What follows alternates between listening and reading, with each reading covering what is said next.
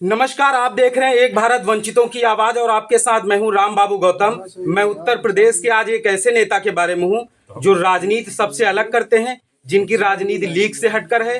वो लाग लपेट, इधर उधर, आगे पीछे की नहीं, सीधी सपाट राजनीति करते हैं। नाम है स्वामी प्रसाद मौर्य। 2024 की राजनीति है उत्तर प्रदेश में हुलोरे मार रही है, लेकिन इसी बीच में उत्तर प्रदेश के फायर ब्रांड नेता, दलितों, पिछड़ों, वंचितों, अल्पसंख्यकों की राजनीति करने वाले स्वामी प्रसाद मौर्य ने समाजवादी पार्टी के राष्ट्रीय महासचिव जैसे अहम पद से इस्तीफा दे दिया है, जिसको लेकर के उत्तर प्रदेश की राजधानी समेत पूरे यूपी में नहीं, देश भर में हलचल मची है। स्वामी प्रसाद मौर्य एक राष्ट्रीय नेता हैं। सर, आपका जो सामाजिक ताना बाना है, वो किसी पार्टी में आपका जो सांचा है वो फिट क्यों नहीं बैठता आपकी विचारधारा को लेकर? देखिए, जो त्याग पत्र है उसमें स्पष्ट रूप से सभी बातों का उल्लेख कर दिया गया है। हाँ, इतना जरूर है कि जब मैं रात दिन एक कर जान जोखिम में डालकर सुरक्षा की बिना परवाह किए समाजवादी पार्टी में आदिवासियों, दलितों, पिछड़ों, गरीबों, मजदूरों, मजलूमों को जोड़ने का अभियान चला रहा हूं, तो पार्टी के ही कुछ स्वयंभू बड़े नेता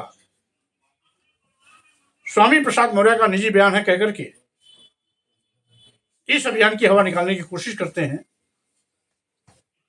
जिससे मैं हैरान जरूर हूं कि आखिर ये स्वयंभू बड़े नेता पार्टी के हितैषी हैं या पार्टी के दुश्मन हैं, जो पार्टी के जनाधार बढ़ाने की अभियान की भी हवा निकालने की कोशिश कर रहे हैं। इसके विषय में परसों मैंने राष्ट्रीय अध्यक्ष जी को मौखिक भी अवगत कराया, कल लिखित रूप से भी जानकारी दी। हम समझते हैं ऐसे सारे मामलों पर राष्ट्रीय अध्यक्ष जी गंभीरता से विचार करेंगे। 2017 में समाजवादी पार्टी अर्धशतक में थी, 2022 में वो उछल करके शतक पूरा करके 111 में आ गई। मतलब गर्दन कटवावे स्वामी प्रसाद मौर्य, हाथ कटवावे स्वामी प्रसाद मौर्य, पैट करवा, जब जुबान कटवावे स्वामी प्रसाद मौर्य।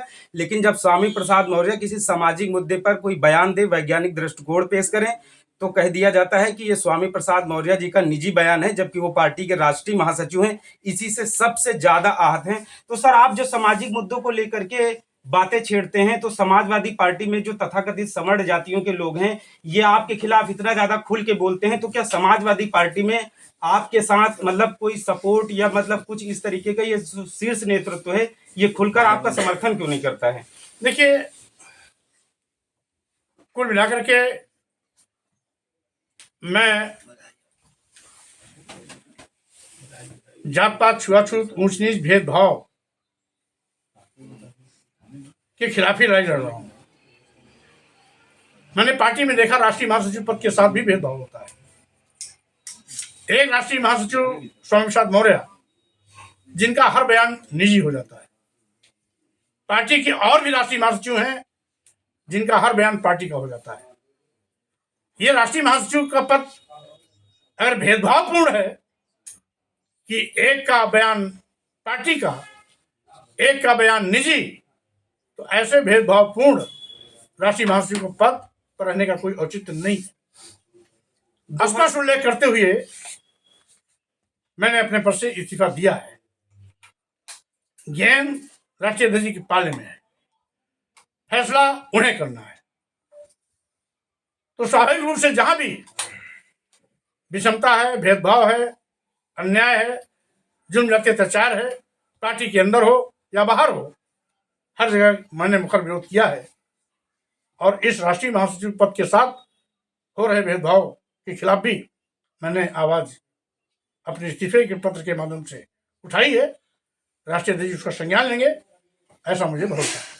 सर, अखिलेश जी जो पीडीए, पिछड़ा दलित अल्पसंख्यक का फॉर्मूला लेकर के आए हैं, मैंने आपका पूरा लेटर पढ़ा है। उसमें आपने तो मतलब कई महीने पहले ही ये फॉर्मूला उनको सुझा दिया था कि 2023 में ही इसकी एक रथ यात्रा बाकायदा निकाली जाए, दलित, पिछड़े, अल्पसंख्यक, जाति जनगणना समेत। तो आपने जो फॉर्मूला उस समय सुझाया था वो अब लेकर के आए हैं, तो इतना देर कैसे लग गई और आपके वाले फॉर्मूले में क्या अलग बात थी? देखिए, कुल मिलाकर के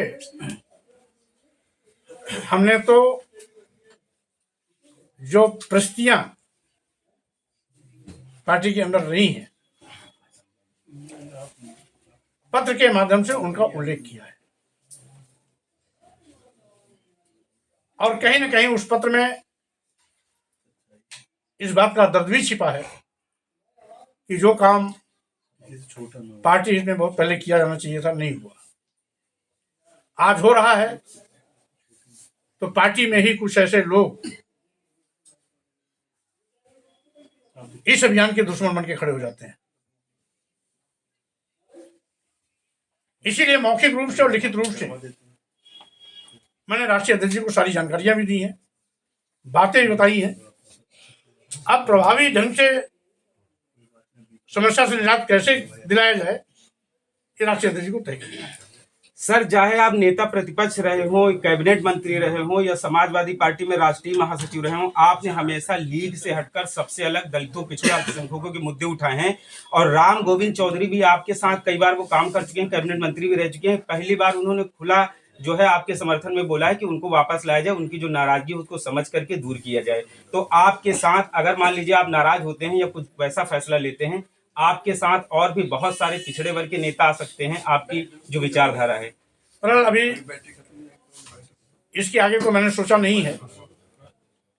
हाँ, इतना जरूर है कि रही बात माननीय राम गोविंद चौधरी जी की, वो पार्टी के वरिष्ठतम नेता हैं, खाटी समाजवादी हैं, संसदीय अनुभव भी बहुत लंबा है, कई बार विधायक और कई बार सरकार में कैबिनेट मंत्री भी रहे हैं, उत्तर विधानसभा में नेता विरोधी दल भी रहे हैं। पार्टी हित में स्वाभाविक रूप से उनका पत्र बहुत महत्व रखता है, लेकिन कुल मिलाकर के विचार राष्ट्रीय अध्यक्ष को करना है। यद्यपि पत्र में क्या है मैंने अभी पढ़ा नहीं, लेकिन इतना जरूर है कि उनका लिखा पत्र अपने आप में बहुत ही महत्वपूर्ण होगा, समाजवादी पार्टी के हित में होगा। सर, लखनऊ से लेकर के दिल्ली तक आपके शुभचिंतक हैं। दलित, पिछड़ों, वंचितों और अल्पसंख्यकों के जो आप मुद्दे उठाते हैं, तो लोग कहते हैं कि अब स्वामी प्रसाद मौर्य जी को लखनऊ से निकल के दिल्ली की राजनीति करनी चाहिए। तो क्या 2024 का चुनाव भी आ रहा है, आप इस तरीके का कोई फैसला या मतलब कहीं बातचीत या फिर आप दिल्ली के लिए कोई तैयारी? देखिए, कुल मिलाकर के दिल्ली तो बहुत छोटी जगह है, मैं तो पूरे देश में आता जाता रहता हूँ। महाराष्ट्र के कई दौरे हो गए, कलकत्ता के कई दौरे हो गए, और उत्तर प्रदेश के तमाम जनपदों के हो गए, उत्तर प्रदेश के बाहर तमाम प्रदेशों के हो गए। तो मैं वैचारिक रूप से तो अपनी बात को देश के कोने कोने में फैलाने की कोशिश कर रहा हूँ। रही बात, अभी मैं विधान परिषद में हूँ।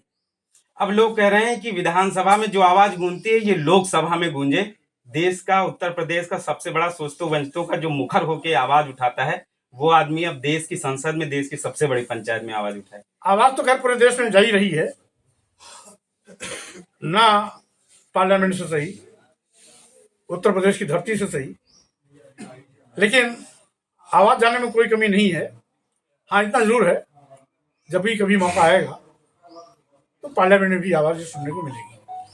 तो ये थे हमारे साथ स्वामी प्रसाद मौर्य जी। चाहे जो कोई मुद्दा हो, हर मुद्दे पर बोलते हैं, लेकिन जब बात आती है दलितों की, पिछड़ों की, शोषितों की, वंचितों की, तो वो सबसे अलग, सबसे हटके, सबसे लीग से अलग फैसला लेते हैं और कभी उस बात से समझौता नहीं करते हैं। चाहे बहुजन समाज पार्टी में रहो, चाहे समाजवादी पार्टी में रहो, अक्सर वो जो है वो वैज्ञानिक दृष्टिकोण की बात करते हैं। देश के जो दबे कुचले वंचित वर्ग के तबके हैं, उनको हमेशा आगे लाने की, आगे बढ़ाने की बातें करते हैं। स्वामी प्रसाद मौर्य जी का बहुत बहुत धन्यवाद, उन्होंने एक भारत वंचितों की आवाज से बात की। मित्रों, आपसे गुजारिश है, एक भारत को ज्यादा से ज्यादा शेयर और सब्सक्राइब भी करते रहें, जिससे कि शोषितों, पीड़ितों, वंचितों, मजलूमों की आवाज को सत्ता के शीर्ष तक पहुंचाया जा सके। धन्यवाद।